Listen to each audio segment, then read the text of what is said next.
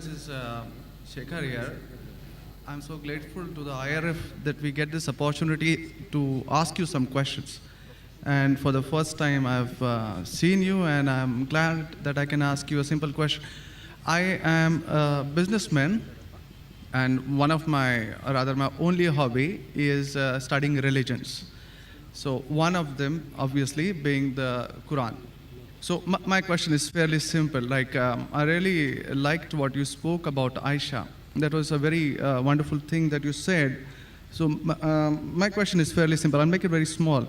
But I really hope that I have the opportunity to cross-question you after you answer me on your answer. Thank you.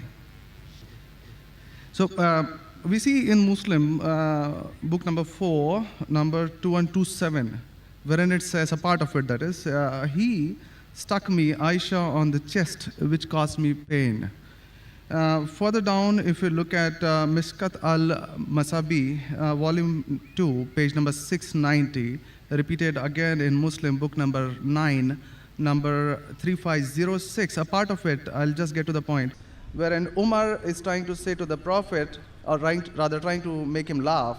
He says, Messenger of God, I wish you had seen the daughter of Kharija, where she asked me for extra money, and I got up and slapped her on the neck.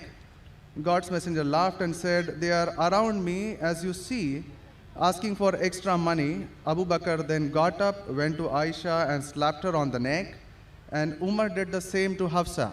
Now we see something of a pattern coming in. Then if we just jump to Quran chapter 4, verse 34, and those wives you fear may be rebellious, admonish, banish them to their couches and beat them. Now, as I understand from your talk, that there is equal punishment for both man and woman. I'm not contending whether they should be beaten or not. My point is, what is the right of the woman if the man is wrong? Because he gets to beat her up. Brother asked a very good question, and I give you the right to cross-question me after the answer. It is granted. The brother quoted hadith of Sahih Muslim and Mishkat al-Masabi. Do you know the relationship between Hafsa and Hazrat Umar? Well, I've not really got to the point that much. I'm still studying. Do you know the relationship of Aisha and Abu Bakr? May Allah be pleased with them both. Her father, if I'm not mistaken. That's right. I'm asking you a question. Are you married? Yes. Yes. Do you have a daughter? 2 of them. 2 of them, fine. I get to go to heaven. Sorry? I get to go to heaven. No. If you bring them up correctly, I remember with that. love and compassion, then you'll go to heaven, otherwise not. But, just kidding. But that is only righteous deed. Without iman, you can't enter Jannah. So for you to go to heaven, besides upbringing your 2 daughters correctly, you have to follow the laws of the Quran and the Sahih Hadith and be a believer. I understand. That we'll discuss after answer to you. I understand. After answer, inshallah. I'm asking a simple question. Suppose your daughter, if she wants to jump from a 10-story building, what will you do? I'll stop her. Is she adamant? What will you do? Point, yeah. You get the point, very good. If she wants to jump, no, I want to go. I want to fly like Superman. Dad, you are preventing me from being a Superman. What will you do? Well, I'll stop her, obviously. Will you slap her or not? If required. She says, no, I want to jump. What will you do? Well, I can ask it the other way around. What I'm if asking, my wife brother. sees, I'm asking. If she wants to jump from the 10-story, I will hit her. if required, not normally, you will say, अरे बेटी जान दो ना, Superman मत बनो. नहीं बनने का है अब्बा. जंप मारने का है. अब देखो कैसा उड़ती हूँ मैं. I want to fly. One flap. A father is cruel to be kind. Yes. Now, our beloved Prophet Muhammad said, anyone who does not love Allah and His Messenger more than his own life, he is not a Muslim. Anyone who does not love Allah and His Messenger more than his own life, he is not a Muslim. So there are many occasions what happened that sometimes they were disrespectful to the husband. Not a normal husband, Prophet Muhammad sallallahu alaihi wasallam. There were many occasions, not one occasion. There are many occasions, Hazrat Umar, may Allah be pleased with him, and Hazrat Abu Bakr, may Allah be pleased with him. When they came to know that one of the wives has caused pain to the Prophet, they were the father-in-law of the Prophet. But they loved the Prophet not only more than their daughter, they loved the Prophet more than their own life. There are many occasions. Which occasion you are referring to, I don't know. There were occasions when they came to know that my daughter has caused pain to the Prophet of Allah. How dare she does it? They being father, they have the right to slap. Not you and me. For us, they are the Ummahatul Mu'mineen. They are the mothers of the believers. But yet, they were human beings. Even the wives of the Prophet. Though they were wives of the Prophet, they are the best examples, yet they were human beings and they did make mistakes. Like the ayah recited by the Qari, Surah Nisa chapter 4, 32. They want equal rights. There was in Surah Azab chapter 33, where the wives of the Prophet tell the Prophet, why don't you give us the luxury of this world? They objected, why are we undergoing such a life of poverty? So Allah sends a revelation. If you want this world, I will grant it to you, but you will not get Jannah. The verse of the Quran says, I will free you. That means, if you want, I will let you go free. Divorce, not that he divorced. And you can get the luxury of this world, but you won't get heaven in the hereafter. And the wives of the Prophet, they repented and they asked for forgiveness and Allah forgave them. So here also it's in context. And going against the Prophet is more bad than jumping from top. Jumping from top, your daughter will kill herself, that's it. Correct? But going against the Prophet is more bad. Did you get the answer?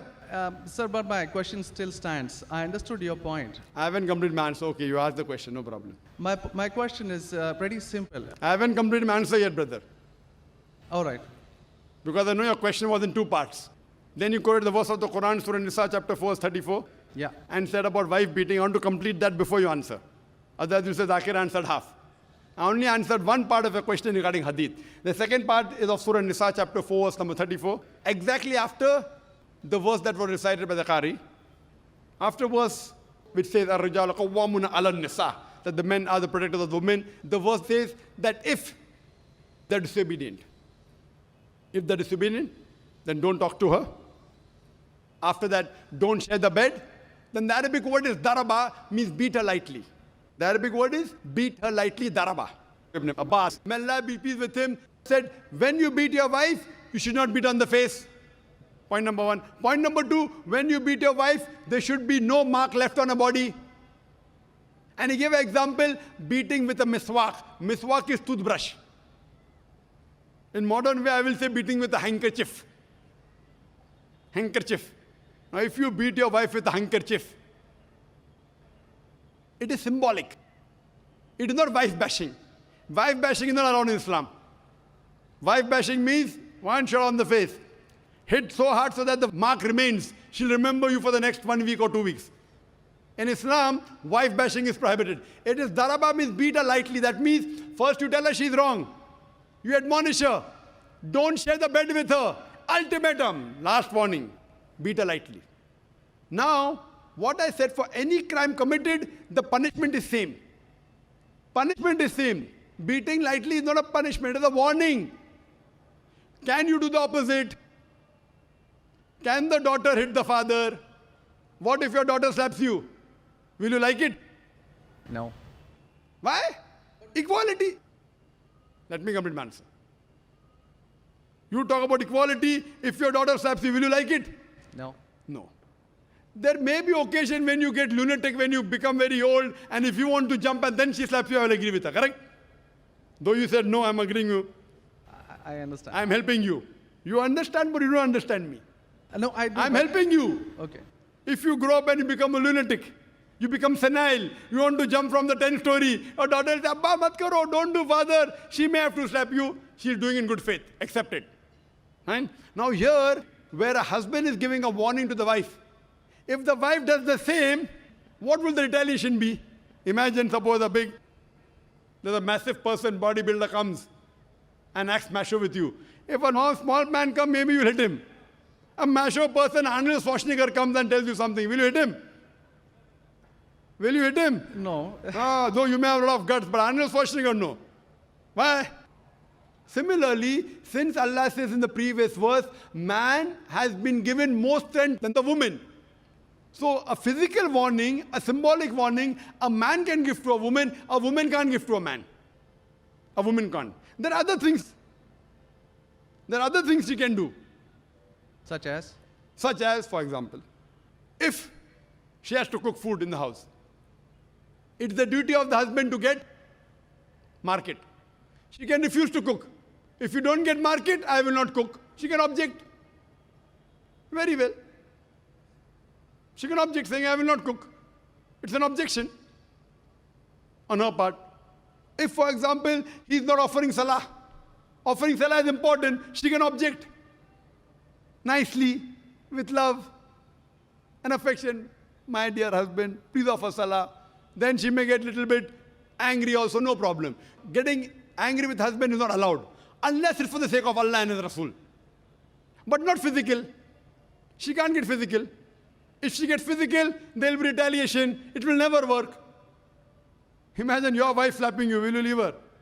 Fine, you may say, Jaan do. So, what do you realize? This is a symbolic beating. What the Western media has done, they portray as though it is wife bashing. Where is wife bashing? You know the hadith also. So, because of that, Islam is the best way of life. It shows you how to lead life with your wives also. Hope that answers the question. If you have any counter question, you're most welcome, brother. Yes, actually 2 points on that. Primarily, the first thing that is said is a daraba, which means basically tapping. And as I understand from the Hans Word Dictionary, it comes from the word idrib. And now, if you look at it, the Arabic word is used in 2 ways. One, to strike up a poem, the word idrib, from which the word darwa is taken out. The first is to strike up a poem, and the second, which is used 12 times in the Quran, is a physical action of striking. Strike off? Strike up a poem, or strike up a poem. Strike up a poem, metaphorically. Second part is the physical action of striking. It's used again in Surah 8:12, wherein it about an angel strike off their heads, strike off the very tips of their fingers. The same word is used. So how can the same word be interpreted there as lightly, but here as very good question. The second part. Very good question. Very good question. The second part is that if we come back to Sahih Bukhari, volume 7, number 715, again, the respectable, I truly mean that, respectable woman Aisha, a great scholar, I read about her, narrated, Aisha said that a lady came wearing a green veil and complained to her, that is Aisha, and showed her a green spot on her skin caused by beating. It was the habit at that time for women to support each other, means when they get beaten up, so you support each other. So when Allah's messenger came, Aisha said, I have not seen any woman suffering as much as a believing woman. Look, her skin is greener than her clothes. That was my second part. As for second part, I'll answer first, and first part, I'll answer second. No problem. She's complaining to the Prophet that somebody has done injustice to her. It doesn't end saying the Prophet agreed with it. If someone has done injustice, if we read ahead in some other hadith, the Prophet may have done justice to her. It doesn't say that someone beat her and the Prophet agreed with it. Correct? She's just reporting that maybe there is injustice done to a woman. That's it. The moment she's complaining means she's disagreeing with it. She didn't say, Prophet, I heard a very good thing I saw, that the woman was beaten up. The moment she's complaining means the wife, Hazrat Aisha, may Allah be pleased with her, disapproved of it. So the lesson we get from this is, no one should beat the woman such a way that she becomes green. But sir, see, the exact statement she makes is that I have not seen any woman, that's Aisha herself, it's not my interpretation, I have not seen any woman suffering as much as the believing woman. So we see at the time of Muhammad that women were really in very, very bad shape, even though... You know there are hadiths saying, I have not seen a person, a believing person like Hazrat Bilal suffering. What was he suffering from? His master tortured him and said, don't say there's one God and I will leave you. Hazrat Bilal, may Allah be pleased with him, on the death stone, he's agreed to die. He will say, I will not denounce Allah. I will keep on saying, La ilaha illallah Muhammad Rasulullah. There's no God but Allah and Prophet Muhammad is a messenger. He's taking the pain. That means if I say Hazrat Bilal is a believer who is being tortured, that does not mean that what act that being done on Hazrat Bilal, may Allah be pleased with him, is right. It is wrong. but he's a believer who's taking the pain. In this context, we have to see the context and go to the Shara. You have to see Fath al-Bari, and what was the woman? What was she? Who tortured her? Was it the master? Was she a slave woman? You have to go to the Shara. I'm not a muhaddith.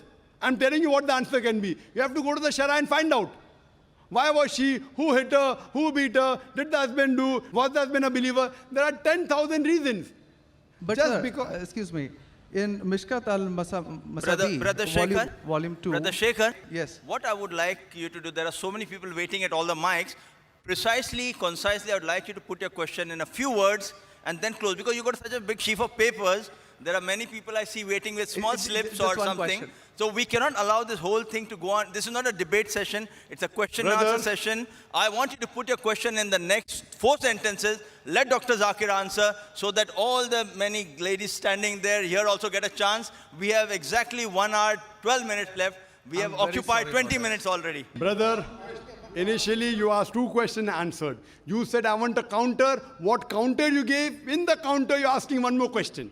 I don't mind answering your 100 questions, but in this rule, 1 question at a time, go behind the queue, no problem. You asked 2 questions, give the answer. You said, I want a counter question. With the counter question, you're asking 1 more question. So, I'm very kind, I don't mind. I would love. After finishing, you can come in the cabin. And inshallah, I will answer all your questions. I want to ask you, after I answer your question, what will you do? Will you believe in the religion Hazrat Aisha believed? Yes or no? I yet have to answer your counter question. Well, it's not just this one point. There are many, many more. I'll answer inshallah all. How many are there? 10, 20, 50, 100? How many? Well, we can sit on that. How many approximately? Well, there are many more. I have not How really many? counted them. 10, 20, 100, 1,000, 10,000? How many do you have now in your mind? Well, I do have. How many? 10, 20, 30? How many? Yeah, probably quite a few. Maybe, Quite a few is how much? 5 or 10? Approximately. I don't know, maybe 100 questions. 100 questions you have? Brother, after this session is over, we sit together. Okay? Write down all the 100 questions. Inshallah. Inshallah. I will try and answer everyone. Okay? I request you. We'll spend the full night together. I don't mind, because you're a seeker of truth. And I'm also a seeker of truth, and my job is to try and clarify the truth. Not that I'm a scholar. I will try and answer all your 100 questions. But I doubt whether you'll be able to write 100 questions. I doubt. Coming to your main counter question, brother.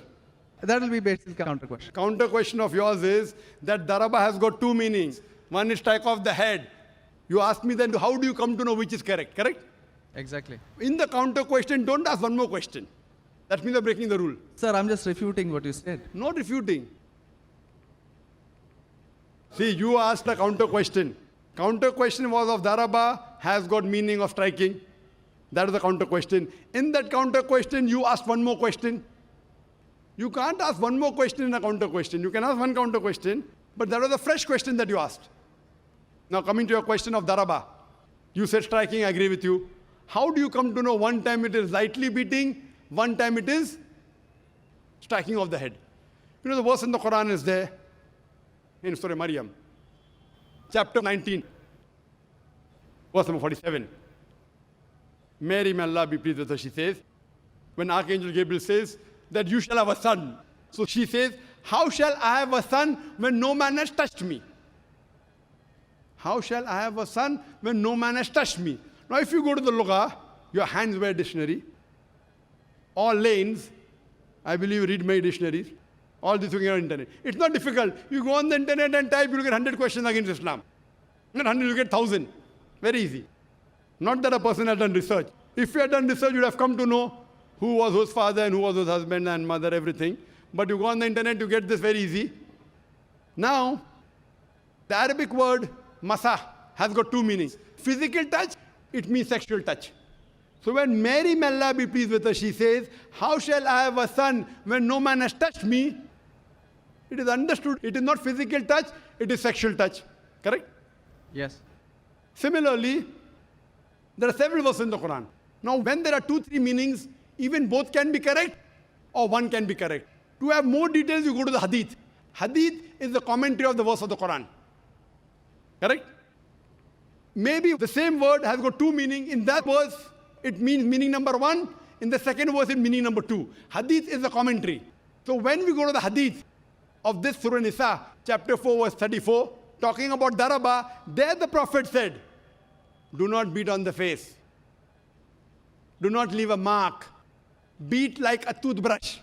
I gave the answer, but you were so much concentrating on the notes you have that you forgot my answer. If you have heard my answer, that if there are 2-3 meanings, all meanings may not be right. Maybe one is right, maybe 2 are right, maybe all 3 are right. Therefore, you have to go back to the Prophet. The Quran says, Atiullah, Atiur Rasul. Obey Allah and obey the Messenger. So when there are 2-3 meanings, you have to go to the hadith and find out what did the Prophet mean by that word. So there when it says strikes off that, it means strikes off. Here it means strike lightly. So therefore, if you know the supplement to the commentary of the Quran, it's the hadith. Without the authentic hadith, you cannot understand Islam. So a prophet said, it means beat lightly, like beating with a toothbrush, don't beat on the face, don't leave a mark on the body. So these are the guidance given by Rasul. Therefore, it is obligatory that besides the Quran, you have to follow the authentic hadith. Hope that answers the question. And inshallah, I'll wait for you after 10 o'clock in the speaker's lounge, inshallah. Yes, Brother Shekhar? Thank you. And I'll be since there. you have 2 daughters, you said you have 2 daughters and you want, sorry? And one son. The son, there's no hadith saying the son will take you to Jannah here. Yeah. If he becomes the pious son, and if he prays for you, inshallah, even he will be a path to Jannah. What I want to see to it that besides good deeds, you even have faith. Faith is one of the important criteria to go to Jannah. And since you have an urge to go to Jannah, to paradise, inshallah, I pray to Allah subhanahu wa ta'ala, may He make me the zarya, the pathway to take you to Jannah, inshallah.